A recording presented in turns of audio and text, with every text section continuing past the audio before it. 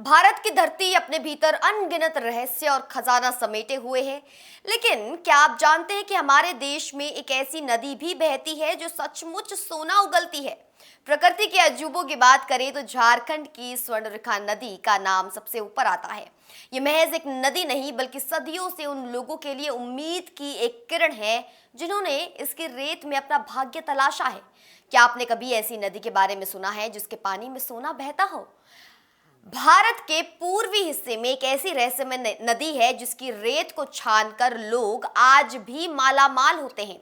संस्कृत में स्वर्ण का अर्थ है सोना और रेखा का अर्थ है लकीर, यानी सोने की लकीर। आखिर इस नदी में ये सोना आता कहां से है और कैसे आज भी ये स्थानीय लोगों की आजीविका का बड़ा जरिया बनी हुई है? आइए झारखंड की इस स्वर्ण नदी के अनकहे किस्सों और इसके समृद्ध भूगोल को विस्तार से समझते हैं। स्वर्णरेखा नदी का नाम इसकी सबसे बड़ी खूबी के कारण पड़ा है। ऐतिहासिक रूप से इस नदी की रेत में सोने के छोटे छोटे अंश या कण पाए जाते रहे हैं। ये नदी झारखंड के छोटा नागपुर पठार से निकलती है और पश्चिम बंगाल व उड़ीसा से होते हुए बंगाल की खाड़ी में जाकर गिरती है। ये जिन समृद्ध खनिज क्षेत्रों से होकर गुजरती है, वहां के भूगर्भीय हलचलों के कारण सोने के बारीक कण पानी के साथ बहकर इसकी रेत में जमा हो जाते हैं। स्वर्ण रेखा केवल सोने के लिए ही नहीं बल्कि अपनी विशाल खनिज संपदा के लिए भी जानी जाती है। ये पूर्वी भारत की एक महत्वपूर्ण भौगोलिक जीवन रेखा है।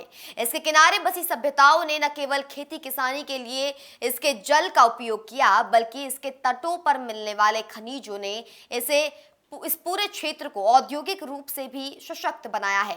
इसकी रेत में मिलने वाला सोना ये साबित करता है कि इसके उद्गम स्थल के आसपास सोने के बड़े भंडार मौजूद हो सकते हैं।